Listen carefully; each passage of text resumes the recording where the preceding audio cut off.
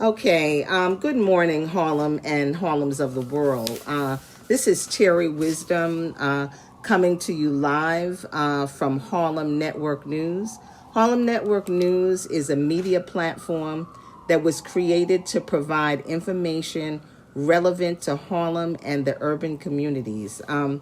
Today, I have the honor speaking with and interviewing the Honorable Abiodun, the founder of the original Last Poets. And today is a very, very significant day. It is the birthday of our great brother minister, Malcolm X, El Haj Malik Shabazz. And it is also, and Abiodun, I'm just going to have you come in because I don't want to give wrong information, but I believe that it is the day that the Last Poets began and performed, and so it's a very significant day. So I'm going to let you tell that story. Thank you. Yes. Okay. Well, today, May 19th, it was May 19th, 1968, that the Last Poets actually performed at a cultural event that was happening in what was then called Mount Morris Park. It's now been renamed to Marcus Garvey Park, around 120th and 22nd and Fifth Avenue, and between Fifth and Links, and was actually on Fifth. And David Nelson, Guyland Kane, and myself would be considered the founding members of the group. Of course, we didn't have a name until about a week or two later, but it was a significant moment for me, primarily because I was raised in Queens, and I had seen Malcolm speaking on the corner one time from a distance, but I never did get a chance to hear him live. I wasn't a follower necessarily, but I did know that I recognized the fact that he was talking about Black Power as opposed to civil rights. He was talking about human rights really as opposed to civil rights, but he seemed to have a real place in the hearts of those brothers and sisters who were dealing with the whole concept of Black Power. And I thought it was befitting that we would go on stage on his day of commemorating his birthday. But I was a bit intimidated because it was the first time I'd ever done anything in Harlem. So I came to Harlem about a week or two before the event and just walked around and listened to what people were saying and try to get an idea of what I could possibly write that would be appealing to the brothers and sisters in Harlem. But it turned out to be a phenomenal moment. We actually got a gig the very first time we performed at New York University, and we became the Last Poets after the name came after David Nelson did the research. He read a poem by Sterling Brown, Black Men Keep On Coming. He read a poem by Margaret Walker. He read a number of poems, but the poem that stuck and that gave us our name actually was a poem written by Betsy Kokasili. Many people could not say his first name, so he was affectionately called Little Willie. So Little Willie Kokasili had written a poem that you could find in a fabulous anthology called Black Fire. It was an anthology that was actually edited by Larry Neal and Leroy Jones, who we know later on as Mary Baraka. And in the book, there was a poem called Towards a Walk in the Sun, and that's the poem by Kokasili. And in that poem, he simply talks about the situation for Africans, for Black Africans in Africa, in South Africa, and how horrible the conditions were, and how horribly treated they were in their own country. And he felt like there was a complete divide. There was, without question, a divide. And we all knew here in the West about the apartheid program. And so that was the issue that Kokasili was talking about. And you could feel his rage building in the poem. And so at the end of the poem, he changes all of his lettering to capital letters, bold capital letters. And he says, this wind you hear is the birth of memory. When the moment hatches in time's womb, there will be no art talk. The only poem you will hear will be the spear point pivoted into the punctured marrow of the villain and the timeless native sun dancing like crazy to retrieve rhythms of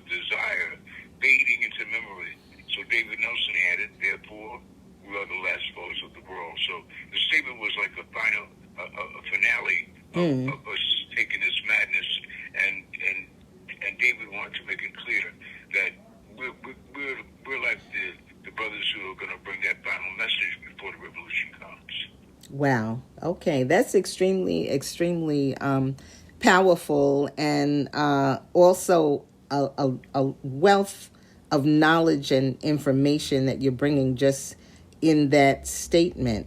What motivated, prior to just coming and doing that initial performance in Harlem?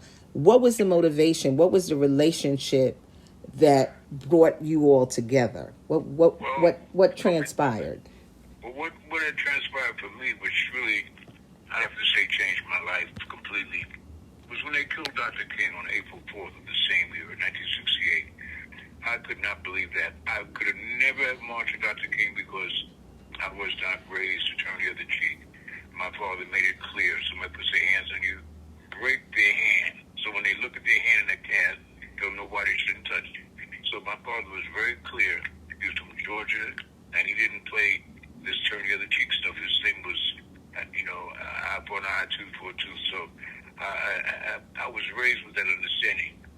Even though my mother and my entire family, for the most part, revered Dr. King because Dr. King was the voice of the people, of the folks who were feeling down because conditions weren't equal, because we were going through a lot of changes. Opportunities weren't not making themselves available to black folks like they were made available to whites.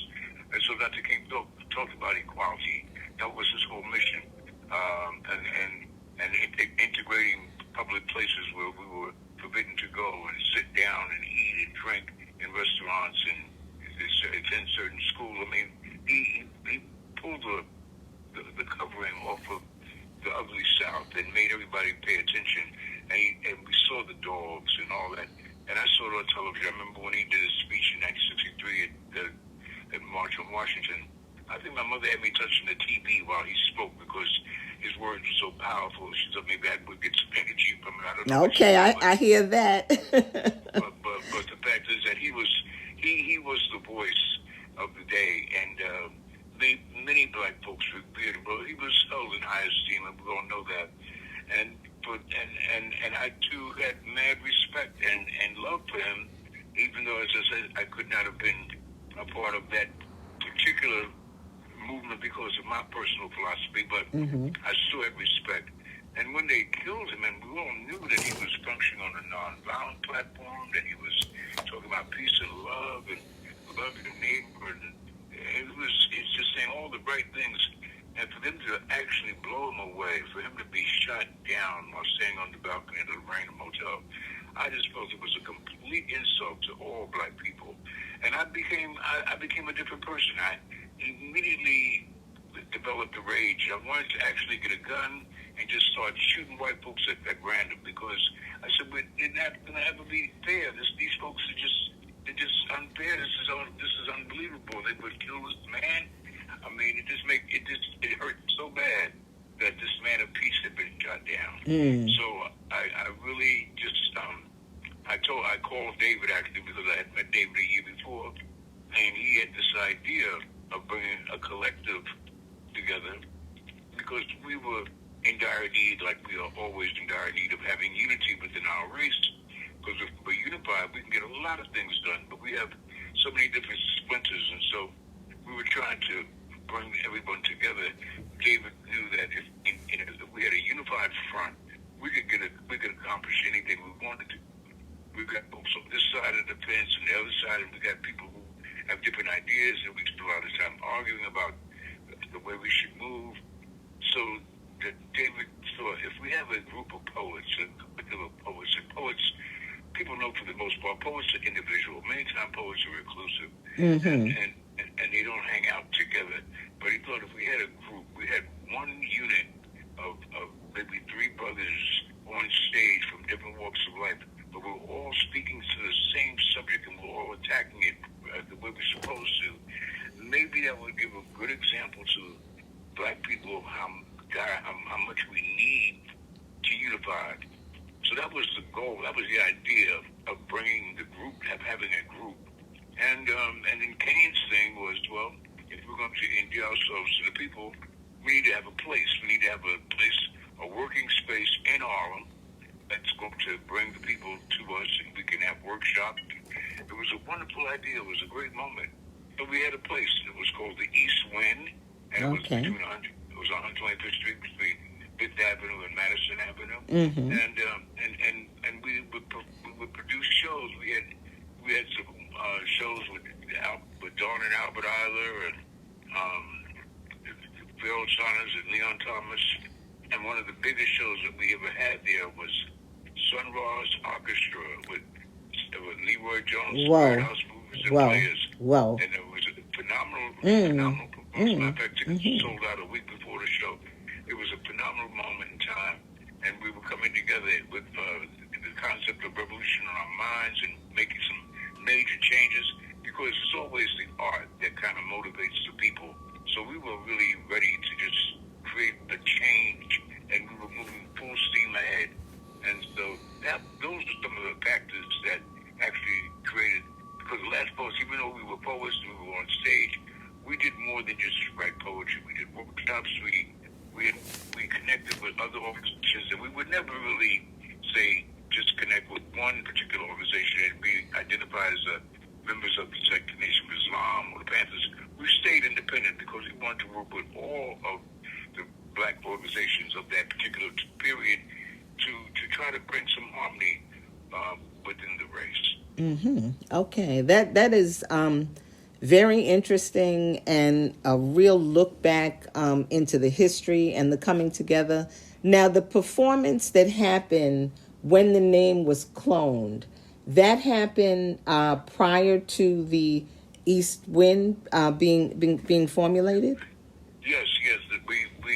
The name came before we found a space. It was almost simultaneously. It wasn't too far from each other.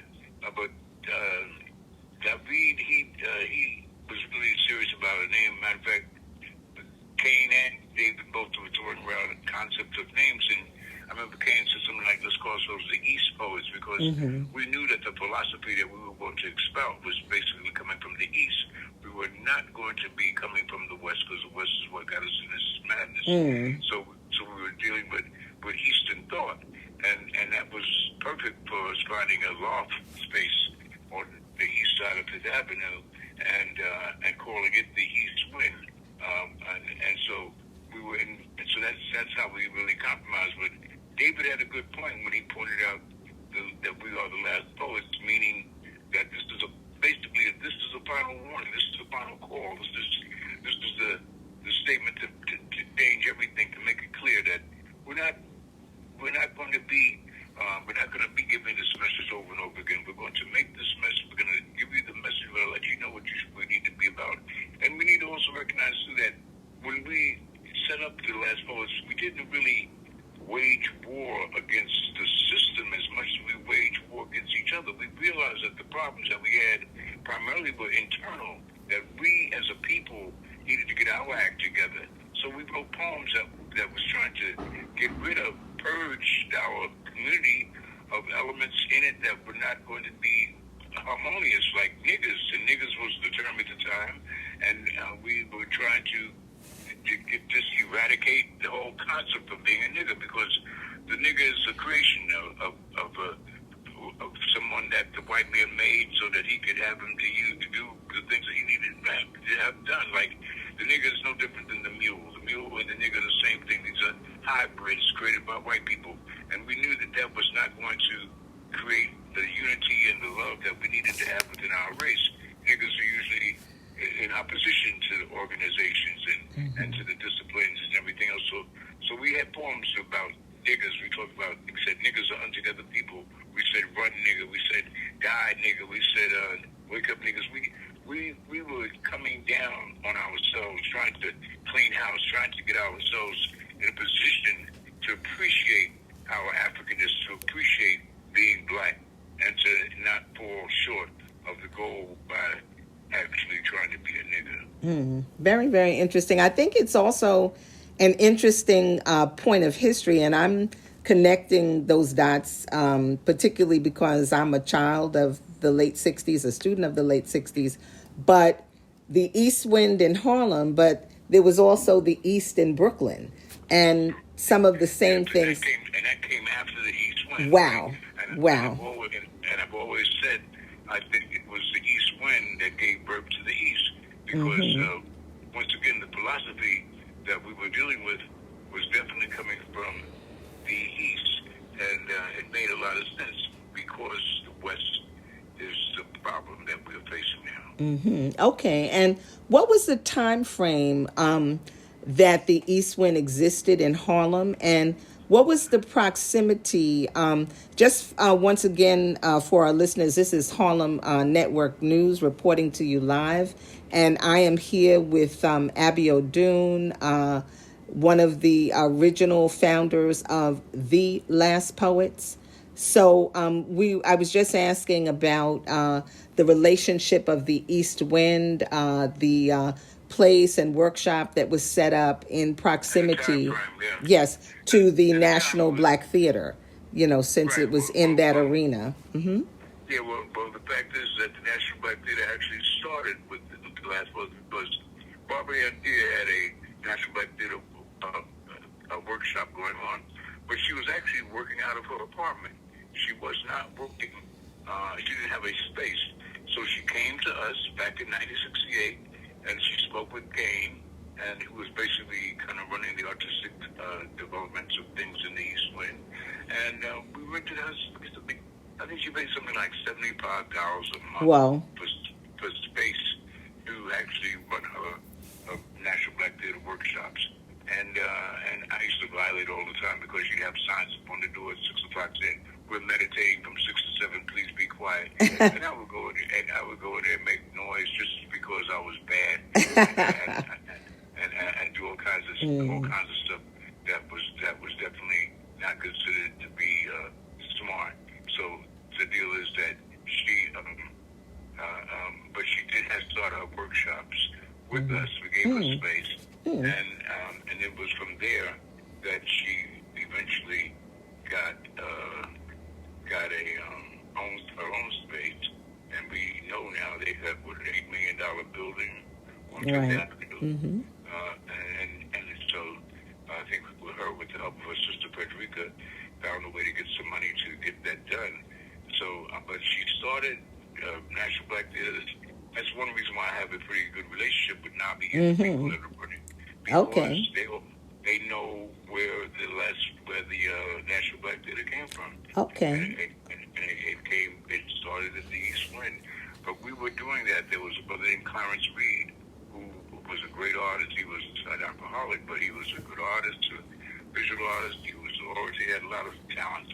And we would have his poetry, his paintings on exhibit. There was a lot of stuff that we did, a whole lot of stuff to highlight the culture of Black people, because that's what the East Wind was about. We would have poetry workshops. Felipe had some of the most outstanding political workshops, which I always thought was amazing, but he's a hell of a political analyst. Students would be at the city council all day taking political science classes, and Felipe would do workshops in the evening, and the places were packed. I don't think he ever had any less than 30 or 40 people there.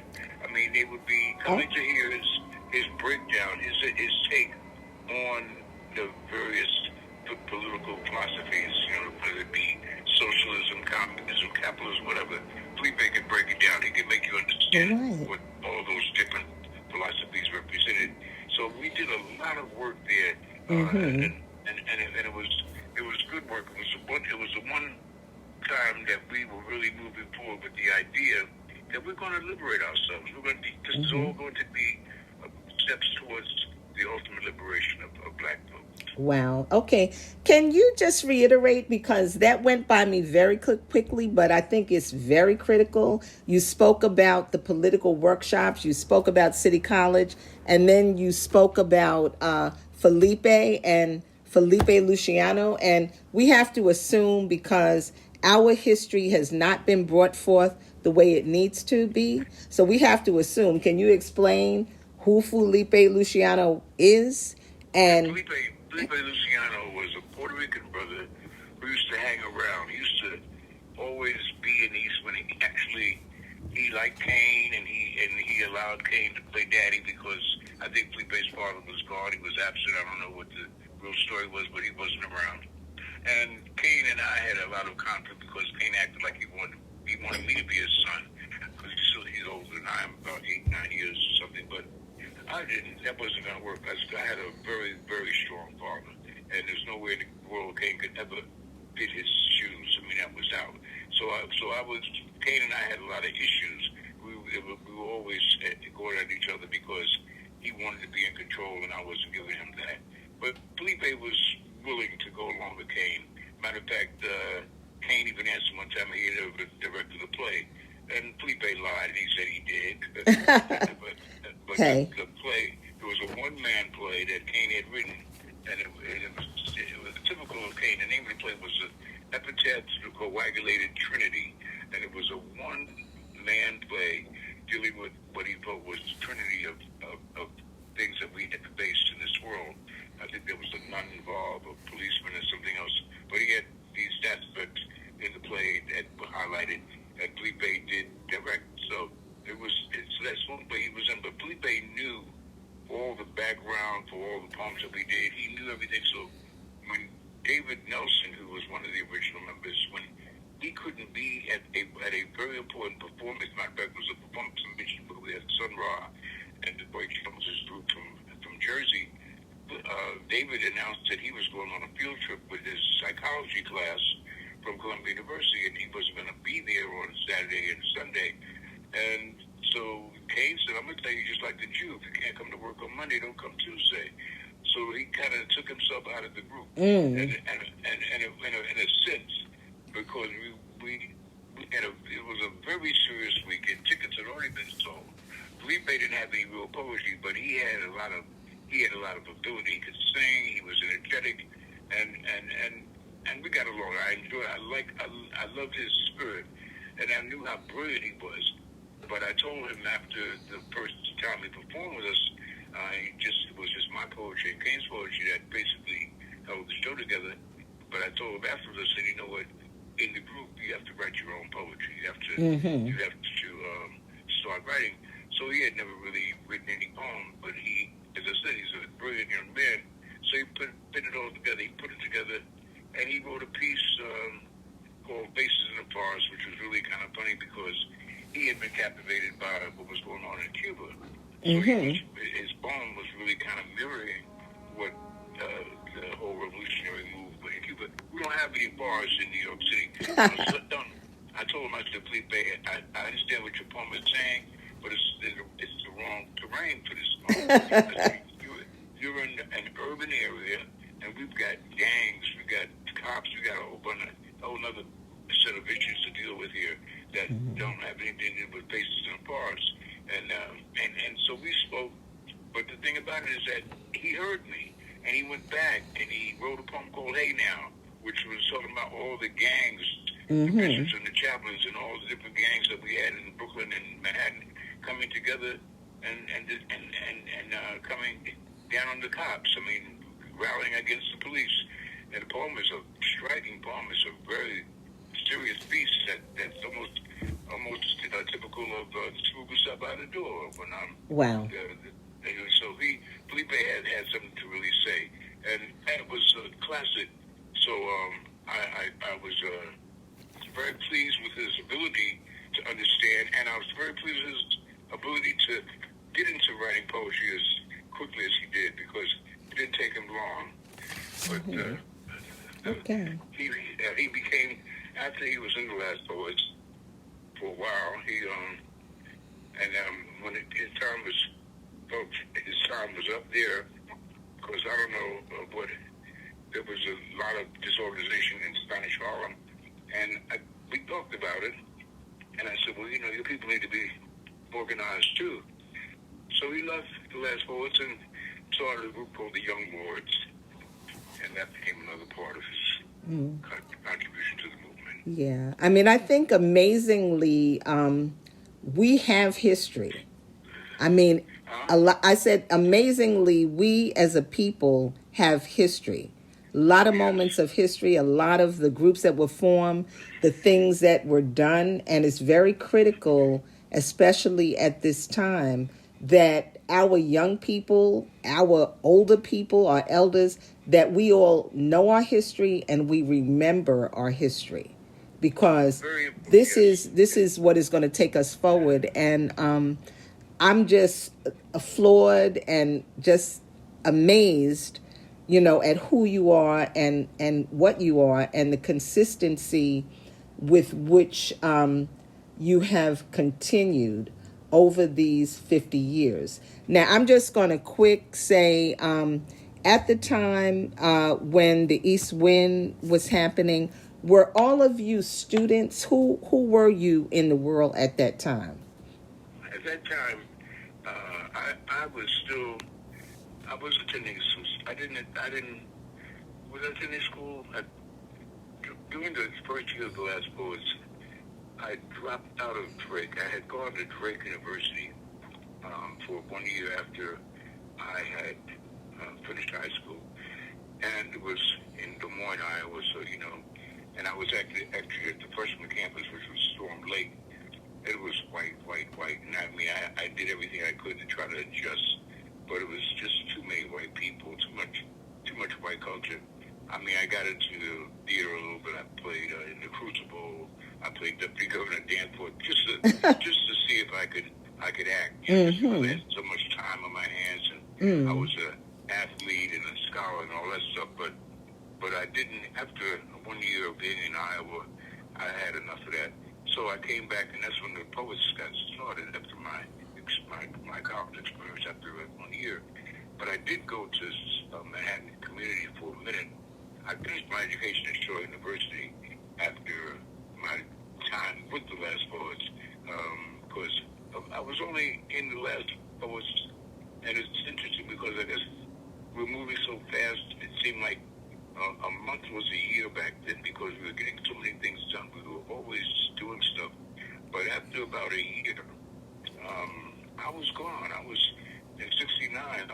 I was out of the group because I really felt that I wasn't really being revolutionary. I was running my mouth. I was on stage saying all that stuff, but I wasn't hands on. I hadn't got my hands dirty or bloody or nothing, and I felt that I needed to do more than just run my mouth. So Okay. I got involved with some serious activity. Actually, what I did is I went down south to North Carolina with but it was the United Church of Christ had a black division, and it was called the Committee for Racial Justice, and there was a person in charge who was a brother, Reverend Charles Cobb, and they had a resort down in Brooks, North Carolina. It was actually a place where the black ministers would go and chill from time to time, and it had been the space of the first black junior college in the country in Brooks, North Carolina. And so it had some nice buildings, good, beautiful space, and it was ideal for us to have this transitional year academy. That was the idea. The Committee for Racial Justice was going to build a transitional year academy. It was actually what it was about was taking those kids in the areas like in those little small towns in North Carolina, like Enfield and Whitaker and Rocky Mount, and preparing them to go directly into college and not take remediation classes, but just to matriculate and start working on their credits for a degree. But they needed to be prepared because many of those kids would come from those rural areas and they were really not prepared. And they spent almost a year just to try to catch up to where many of the other kids who were in other schools had.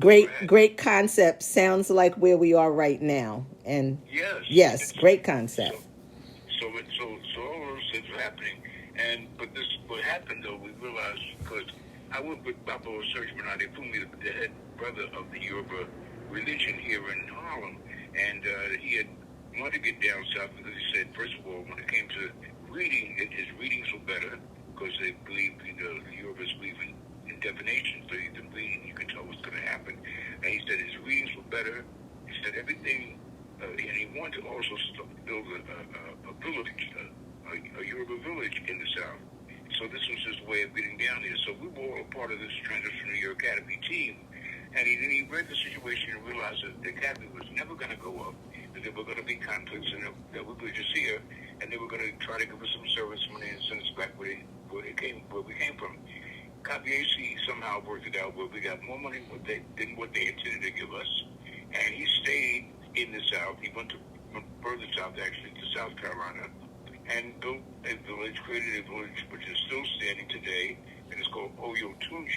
And it's about 50 miles outside of Savannah, Georgia, and off 95 in South Carolina, and in Sheldon, South Carolina, to be exact. And so that, and then I went from there straight to Shaw University, and I became a student, and I also was still working for the United Church of Christ as a college developer, and I was just, I was really just living my life just as much as possible, and finishing up on my education at the same time.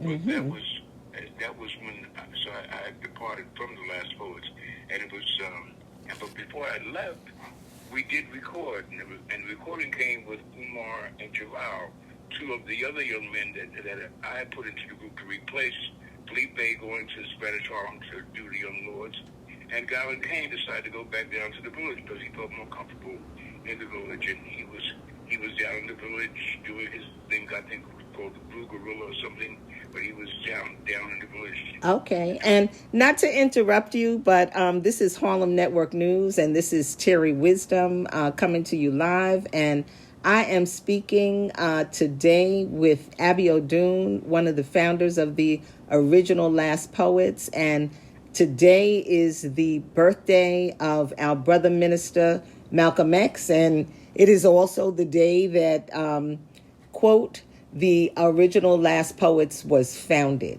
And Abiodun is, just giving us a great history and factoid as to where we are in a timeline, and also just about all of the things that the original Last Poets did.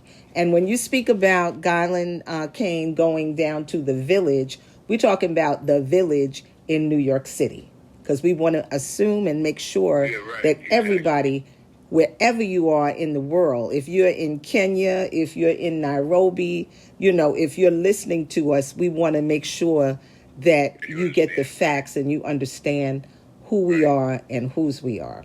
So sorry to interrupt you, but if you would continue. No, that's important to recognize that, because when we say the village of New York, you're right. We talk about the section where the beatniks were, where the beat poets came to be, and that's downtown on West 4th Street in New York City.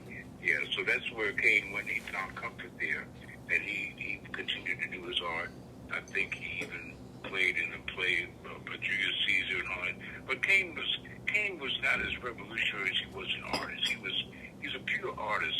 Matter of fact, I always say Kane gave the Last Poets our aesthetic, because Kane was a true artist. He had an artistic gene that none of the rest of us had at that time. David was the romantic. He was the one with the idealism, the idea of putting the group together was David.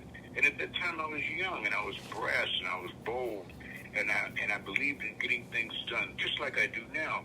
And so I was more or less the brawn of the group, but I was learning at the same time, and I was gaining a lot of knowledge, because I've run into brothers and sisters, mainly brothers who just had so much information, and they would quote books like Breath of the Earth by Franz Fanon, or The Structure of Black Civilization by Chancellor Williamson, or Harold Cruz's Crisis of the Negro Intellectual.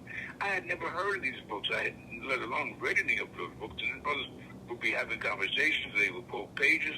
It would blow my mind. So I'm sure I read many more books to be a revolutionary poet than I ever read to be a good college student. So I picked up books. I was reading books.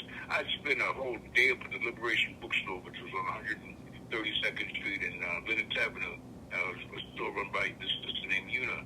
And I spent a lot of time there reading the books that she had in the bookstore, because I wanted to know. I wanted to have the information. I wanted to be able to be in those conversations and have something of importance to say. Okay. Yeah, it was a very vital time, and it was born out of adversity, Right. as is everything. And I think it's very interesting because obviously we're in a time of adversity now with this coronavirus pandemic. Yes. But I don't want to Absolutely. fast forward too much. I wanted to ask you a question because just in the timeline of things happening, ironically, when I first met you, I was at Lincoln University in Pennsylvania. I was 17 years old. And like you said, time then, a month was like a year, a day was a month. And even now, and that is over 50 years ago, I have to Right. say that that time impacted my whole life so greatly. And I remember you coming to perform at Lincoln University, and then after us coming and speaking with you, actually in the room of Gil Scott Heron, who at that time was Spider-Man. And Right. it is Yes. my understanding that those conversations in that room were where Gil asked and your opinion in terms of starting the group, which I believe was Black and Blues, right there at Lincoln University. And you told him, go ahead, man. So it was a very empowering, powerful time. And it was even more empowering for me because I was 17. But at the same point, Lincoln University at that time was primarily male. The relationship of men to women was 4-1. So for myself and my two best friends to be in that room, to be in the moment, was even more empowering for us as young women. Yeah, that was a very special moment. I remember Lincoln because I remember going past that mushroom field where you couldn't forget that to save your life because you never got an odor. A whiff of that mushroom field would be something unforgettable to your nostrils. I mean, that smell was outrageous. But there in Oxford, Pennsylvania, was Lincoln University, and I recall when we did our performance skills, said, man, I want to start a group just like you guys. And I told you, I said, listen, go for it. We want last poets all over the world, brother. We weren't trying to be an exclusive group. We were trying to set a firestorm. We wanted last poets to prop up everywhere, understanding that the philosophy of the last poets was that we got to be about putting an end to this madness, and we got to speak on that level poetically. And a year before Gil died, and I love Gil. I thought Gil was a very special brother. And the Yes. year he got down, we had a gig together at the Carter Barron Amphitheater in D.C. And it was a beautiful gig. And Gil really was in full form. He didn't have Brian Jackson, have anybody. He had himself. I think he had any. He played the keyboard and he sang, he spoke, and he sang, he talked to the people. Gave a beautiful show, and then we performed. And at the end of it, the paparazzi had us on stage, just Gil and myself, and asking questions. And so he looks at Gil, he looks at me, he says, well, Gil, I've got Abiodun here, one of the founding members of the Last Poets, and you, tell me, are you a last poet, Gil? He goes, yeah, I'm a last poet. And then he looks at me as this confirmation. And I said, yes, Gil's the last poet. I said, he's not in the active group, but his poetry is of the same philosophical thought as mine. I mean, we're on the same page. And then the guy, this is the problem when you teach other people your language.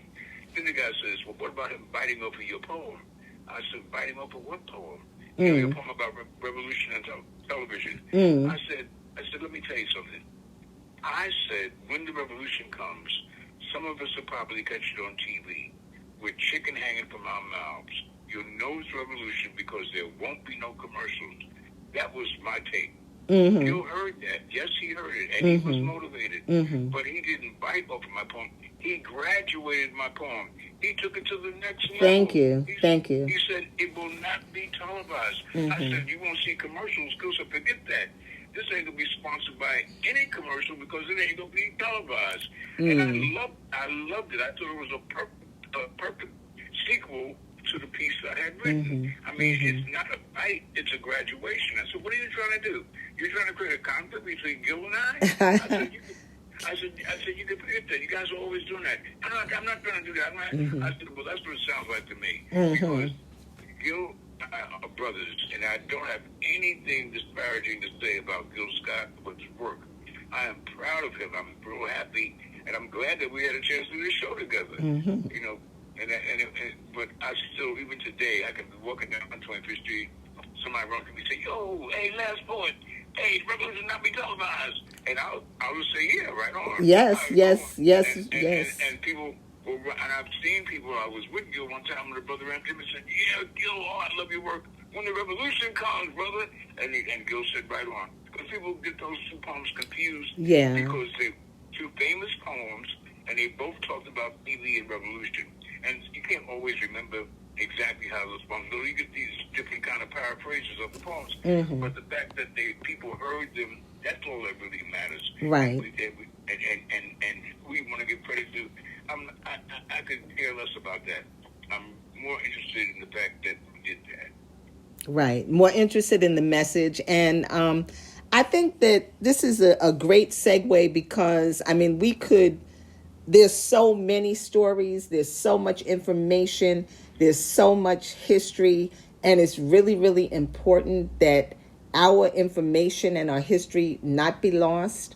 That you and Gil are both very, very humble people, powerful people, but humble people, kind people, and people of the people. That's who Gil was. And it is a blessing that in his book, The Last Holiday, he really gives, even though it came posthumously, he gives a lot of information that we all didn't have.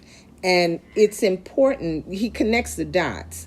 But it's really important what you're stating, that it was a circle. You all are brothers. You know, it's about continuing the work. Gil's not here, but his message is here, but you're here. And it's not about division. It's about the message. It's about the people.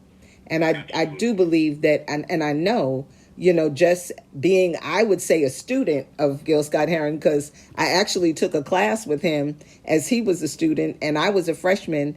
And, you know, he taught a January project on Mama Black Widow, you know, for a month. You know what I'm saying? So the circle, you know, the circle cannot be broken. You know, that's let the circle not be broken. You know, Sister Donna Marimba. Put a tag on that. This past in 2019, I actually had Gil Scott-Heron's daughter Gia stay with me for a couple of weeks because she was performing at the African Street Festival in Brooklyn. And Bilal, who played saxophone in Gil's group, he called me and said, you know, Gia is here, and I needed to find a place for her to lay her head down. And I said, well, I got space. I said, and that's the least I could do for my brother. Yes. I mean, you know, because I'm thinking about, and the fact that this is a child born from Gil Scott and an actress who had a short career, but some people might remember, Brenda Sykes. Yes, and, yes. And so I got a chance to speak to Brenda over the phone. She thanked me for letting her daughter stay there. And Gia was here, and she spoke about how Gil was related to us, and she had a lot of stuff to tell me. And it was just a good moment. And I felt very honored to be able to at least give his daughter some comfort. And she was, of course, she knows his poetry better than probably most people. She knew by heart. And I think she did some of his work at, you know, so the circle continues, and it is unbroken. And I'm grateful for the moments that I've had with Gil, even though the last few times I saw him, it was not happiness because he was definitely dealing with the drugs, and he had succumbed to that, which eventually took him out. But we were he was a brother that I appreciated, and I just felt, unfortunately, he let the demons get to him to the point where he had to check out a little early. Yeah. It's, I mean, a lot of times, our brilliant people are the people that we have to protect the most because they are the most sensitive people. And Gil was a sensitive man and a gentleman. But Yes, he I would. was. I'm sorry. I did not mean to interrupt you. No, no, yes, he was. I was agreeing totally. Mm-hmm. And see, this world is not made for people. I don't care what race you are. Sensitivities don't last in this society. This is a callous world, very cold blooded. I mean, we're not dealing with people with compassionate feelings. We're dealing with items. We're dealing with objects. We're dealing with digits. We're dealing with money as God, and that doesn't have any place for your sensitivities. Sensitivities are something that are trashed and stepped on in America, unfortunately.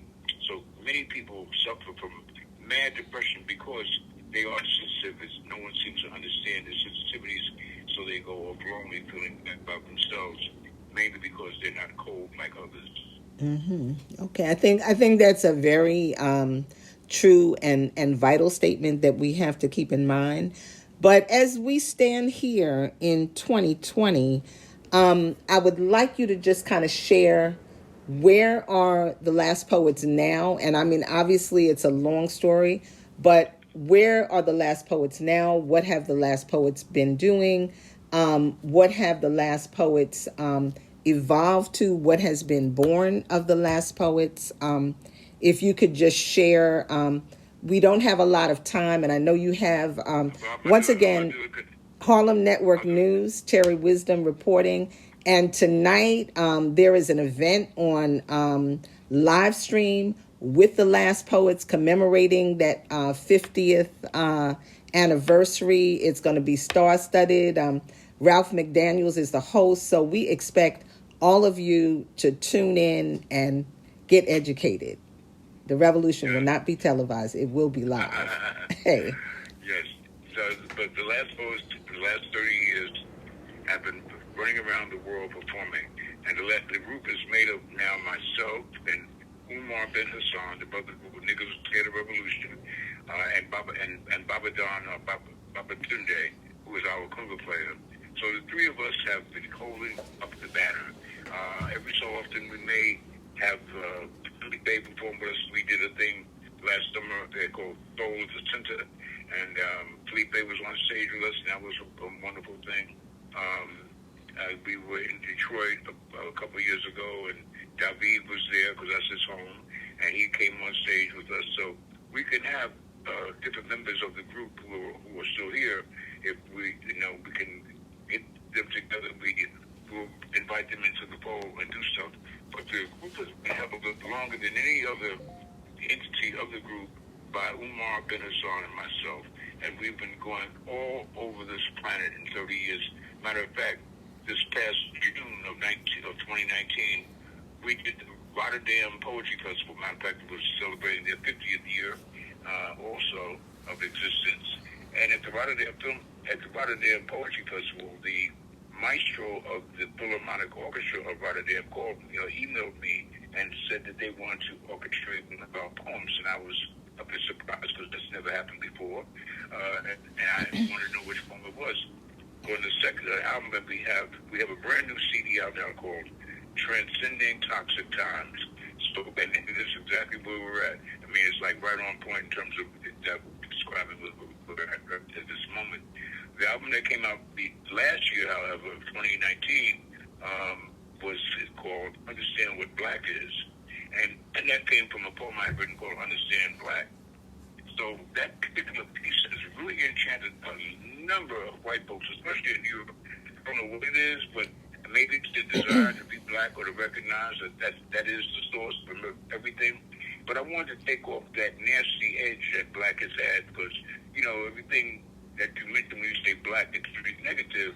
The only time black becomes positive is if we're talking about the digits in my ledger. If I write all my numbers in black, that means I'm making profit.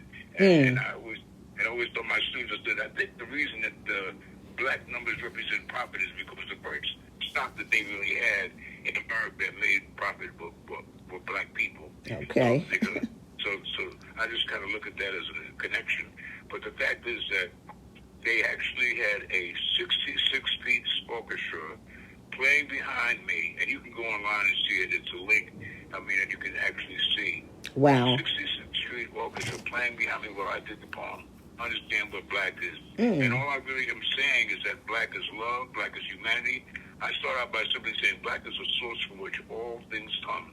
And everybody knows that. I mean, if any child has a box of crayons and he's got one black crayon in that box, that one black crayon creates every single color that follows, including white. And you can't get no black from white, but you can get white from black. And that's very interesting because it's a dominant color and it creates all of the other colors: yellow, red, orange, purple, whatever you come up with. Mm-hmm. Black is the source from which all things come. Mm-hmm. And I go deep into what black really is and how it should be represented and how it should be seen, because black is also humanity, and every single human being on this planet comes from black. And we know that they want to say that the popular was, they call her Lucy, because that was the song that the Beatles found Lucy in the sky. But they know that that's a black woman, and her name was probably not Lucy. It was probably some African name with flavor and rhythm. But they always want to claim stuff that they find, put their claims on it, put their flag up, and praise it high as something that's closely related to them. Unfortunately, we're in a world that's, we say it's white supremacy, it's not so much all that. We're in a very immature world. We're dealing with some babies. We're dealing with folks that are not fully developed, and they're very upset and jealous of those of us who are developed, physically, mentally, and spiritually. And that becomes an intimidating factor for these folks. And they a lot of their way to try to control us. This virus that we are facing right now was a control mechanism. It was man-made. Mother Nature does not produce viruses. This is some man-made madness that they put out here. And the purpose of it, from the beginning, I'm sure, was population control. I'm not surprised that it originated, they want to say it started in China. Well, that's where they were experimenting, because the Chinese have already put it out there. I think everybody knows the Chinese had a mandate about 10 years ago that said no Chinese family can have more than one child. Mm-hmm. And that was real. That's not something I'm making up. That's the reality. So yes, that's the law. Yeah, that was. So now you got this virus that's wiping them out. Yes, there's a humongous group of Chinese people. They are overpopulated. We know that. I don't know if it's not the fact they don't deal with birth control. I don't know what the story is. All we know is that and you got 1% of the world's 1% of the people control the world's wealth. And these people are greedy. They haven't really been sharing. And there is enough here for everyone. Every living thing should be able to live in paradise on planet Earth. And folks, make it difficult for us to just wake up in the morning and breathe. It makes no sense to me. It is sick, because we have sick people at the reins holding the steering wheel and driving everybody into hell. And that's a problem. And I think that whatever revolution we have, it's really going to be a unified effort on the part of those that are still human, those that still have some humanity, because there's still some, and it doesn't matter. I mean, your color, it becomes irrelevant. It's like, do you appreciate being human and sharing your humanity with others, or do you see yourself depriving others as being a way that you can feast and get rich? Mm-hmm. I think you're very correct. And once again, this is Harlem Network News, and Harlem Network News is a new media platform that was created to provide information relevant to Harlem, the Harlems of the world, and urban communities. We are the CNN. We are HNN, and it's very, very important that our message gets out, that we reach the people.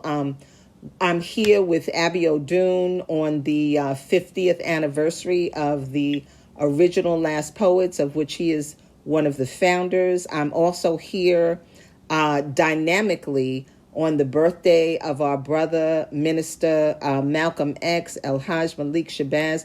This is a very, very significant day.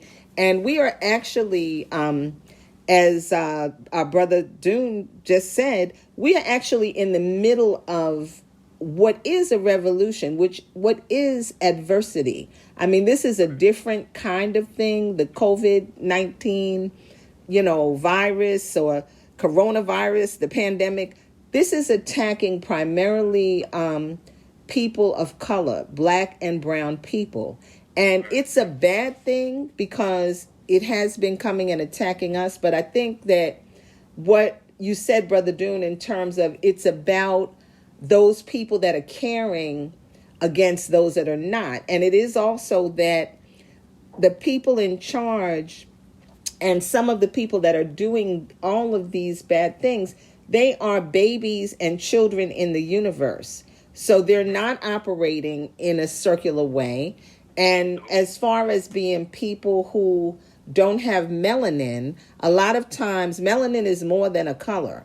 So a lot of times when people don't have melanin, they cannot see or operate in the full spectrum of what is happening. That is why they would take toxic waste and dump it in like a pond that everybody's going to drink out of and think that we're not going to be affected. Well, if the coronavirus was born and they created it and they thought it was going to be contained in China, or if they thought it was just going to kill the black people or the brown people, it's not. It's going to spread to everybody because it's one world. Absolutely, and that's something that they didn't take into consideration because it's gotten out of hand. And even though they are advertising that this is really having a disproportionate black and brown people, there are a lot of white people dying. But we have to understand the manipulation of the media. They will sell us the idea that we're affected more than they are, when the fact is that I would just about bank on the fact that there are many more white folks who have got this disease and died from it than they want to tell us about. They want to keep the anxiety and fear very back in our communities. And if I'm thinking that my neighbor has got it, or I know somebody's got it, or they're advertising on television that we get it more than anybody, then I'll walk around with the thought that I'm going to get this. And eventually, if you think that you're going to get something, a lot of times it will happen because you're putting it out there. Yes. And we need to really recognize that, like you said, and that's a very important statement. Having this melanin is a lot more than just giving our skin color. It gives us the shield, it gives us energy, it gives us a whole host of things that this white boy has been jealous of for a long time. I mean, they've gone out of their way since they first put us on those boats to change us, to make us not African, to make us something that they've created. And like I said before, a hybrid, to make us a whole different human being. And we are still African people, and they can't stop that. Africa is wherever we go, and folks need to recognize that cannot stop. We will always be African people. We are the parents of the planet, and we need to recognize who we are, and we need to recognize our resilience. It has always stepped up in any time of a crisis, and I expect us to be resilient now. My brother, for example, he had the virus, but he got over it, and he is doing very well. I know a few other black people who received it, but we have that ability to bounce back. We're not all going to check out. Some of us will, unfortunately, but there are quite a few of us who will recover, and then some of us may not even ever get it. But we're dealing with a character who is a disease carrier. He brought diseases there when he first arrived. They killed half the Native Americans. They've got a disease a month for you. I mean, you cannot think of any other people who walk around with more ailments, more sicknesses than this European here in America. This character is from leprosy to cancer to all the viruses, the influenza, SARS, all that stuff is something they create. And then they pass it on. That's another form of germ warfare. And it's really very sad. You would think that people would go out of their way to make life a healing salve as opposed to something that's going to take folks out with diseases. But we're not dealing with a real wise dog. We're dealing with a sick puppy. Yeah, and this is not new. You know, this is not new because I know, it's not going to come to me, but in the Caribbean, the indigenous Indians, much disease was brought to them, and it was brought by the white man. And I don't, how many people died because of it there. They were just, a lot of them were completely wiped out. So there's not much new under the sun, but I do feel that for people of color and for those that are conscious people, caring people, this coronavirus opportunity is an opportunity. It's an opportunity in a sense that We are creative people. We are caring people. It has pulled off the covers of the real racism. It every day is being more revealed, so it's good because it's making people wake up. It's like, wake up, everybody. And also, it's a time for those of us to dig deep, to get creative, to connect, and to begin to change the trajectory. So in a lot of senses, it's an opportunity. We don't have much time, and I don't want to over and I know you got energy for all of us, but I know that you have your event this evening. Once again, this is Terri Wisdom, Harlem Network News, coming to you live. I'm here with Abiodun of the original Last Poets, and there is an event celebrating the 50th anniversary of the Last Poets this evening. It's a live stream at 7 o'clock on the Last Poets website. I believe you can go in, and everybody should go in. It'll be life-changing, as is this interview. But before we go, I just want you to speak and share about the humanitarianism that you have been doing over all the years. How many young people, like for years, when my son was growing up here in Harlem, and, the other children, Rashawn, Hilson, all of the ones, your sons, you would have basketball, Caribbean, you would have basketball every morning and connect with the young men in that way, and then cook a brunch with salmon cakes. Share about that, because you continue to do that Sunday. You continue to make change. You continue to be on the front line of particularly our young men. Yes, the women, but share about that, because that's a real factor, and you made change in doing that, and you continue to make change in doing that. Well, I appreciate your recognition and knowledge of that. I do that for my own salvation. I know that these young people are our future, no question. I mean, and I want to connect with, because it also keeps the youth in me alive, and it allows me to recognize what tomorrow is going to look like. And you can't talk about tomorrow unless you got a hand in helping make it come true. So this is my way of sharing whatever information I have. And then I also love basketball. Matter of fact, I love sports in general, but I particularly love basketball. I always refer to basketball as an African dance, because we just play it so well, and we do so many creative things with that world, because it's like holding the globe in your hand, and you're playing with it, trying to put it through a hoop.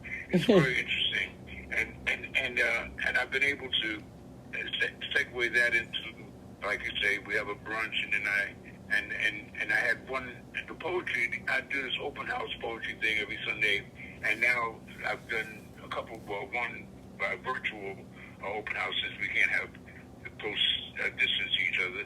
So my son set up a Zoom situation where I had a bunch of people from all over the country participate in an open house a couple of weeks ago. We're going to have another one, I think, this coming Sunday.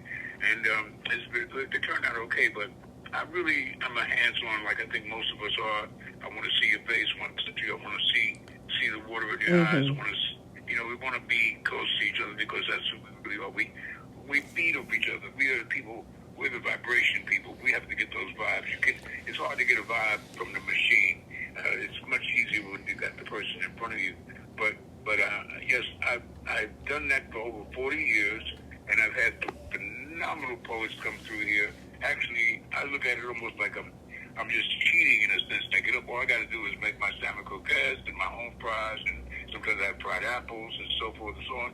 And I want, you got black folks coming over to your house, you better have something to eat or drink, some food, because, there's folks going to be in need of that. And I appreciate that. And I always tell people, the greatest compliment you could pay a chef is to eat all the food, because we cook the food, so if it's not eating, that means it wasn't good. If it's eating up, that means evidently it was okay.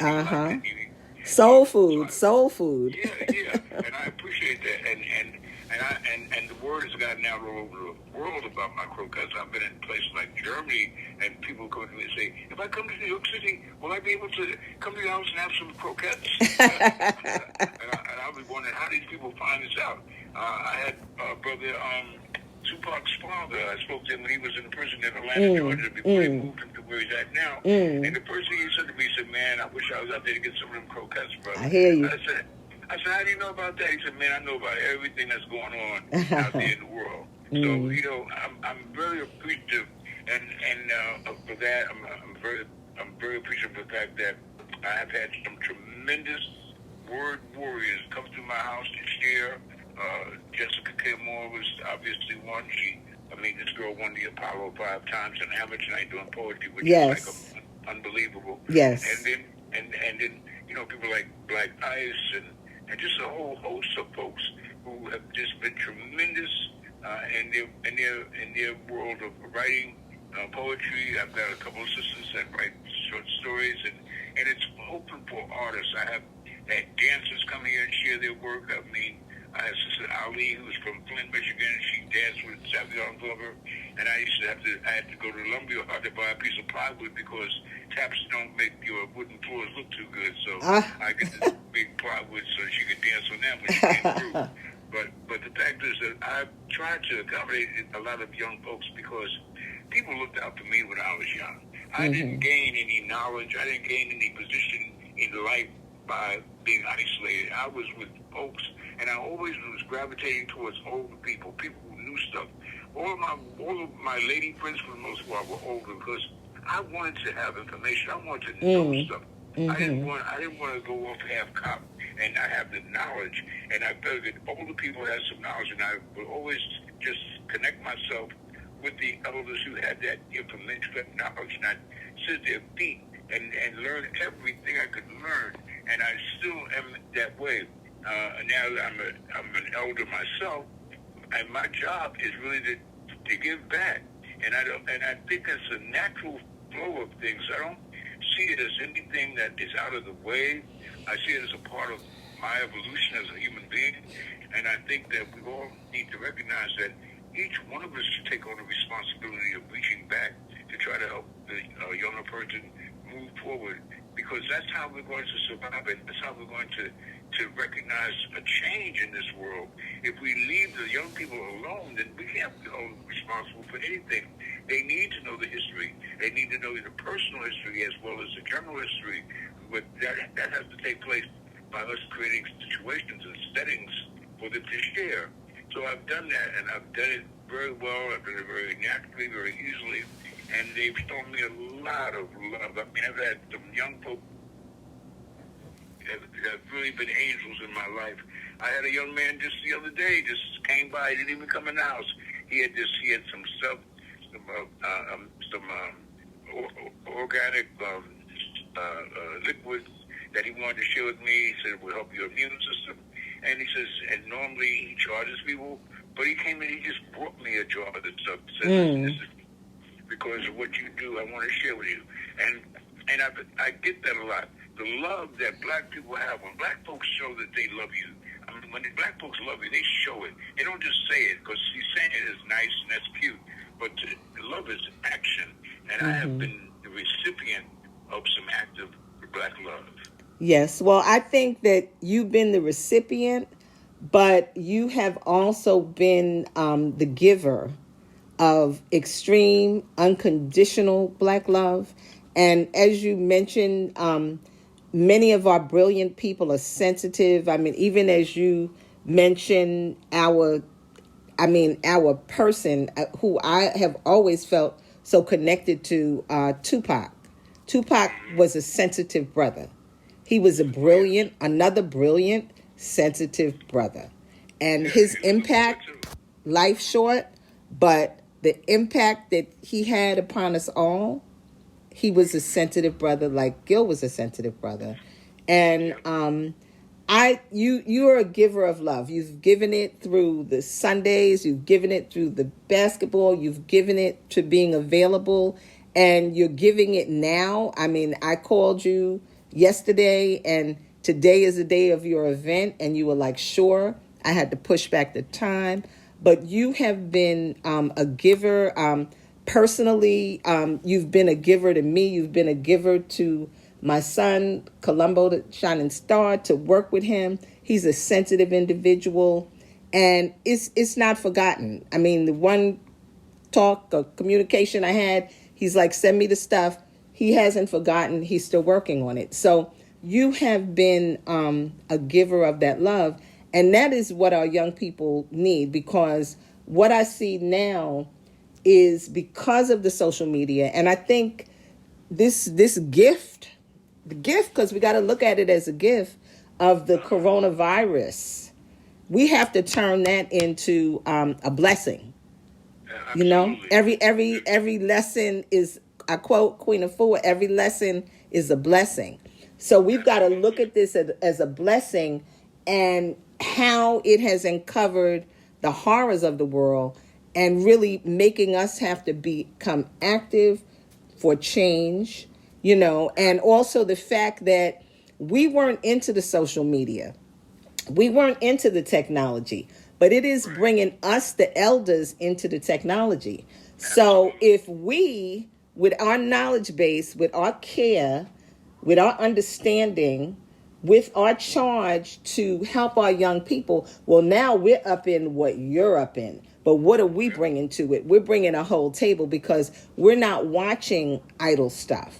We're about teaching. We're about learning. We're about connecting. So this is actually a blessing, because it's making us jump into the platform of the young people, and they're having to deal with us on this level. Because what has happened is, because of this social media, like you said, you, Abiodun of the Last Poets, who I have on the line, and this is Harlem Network News, and Terri Wisdom, you spoke about looking people in the eyes and seeing the tears and connecting and touching and all of that.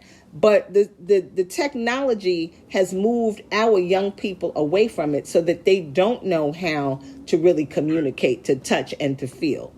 So this is an opportunity to make that happen again. Yes, it is.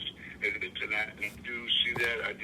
I tell people all the time, with every cloud, every dark cloud that comes overhead, there is a silver lining. And our job is always to find the silver lining. And when we find it, it's going to be a great day. Okay, so on that note, we're going to go, and everybody is going to hold on to these words, these thoughts. And this was Abiodun of the original Last Poets. And today is befittingly the anniversary, as well as the birthday of our brother, Minister Malcolm X, Alhaz Malik Shabazz. And it's a great day in Harlem, as it is every day. So we thank you. And we encourage everybody who is listening to tune in, to stay plugged into the Last Poets. This evening at 7, there is an anniversary discussion concert.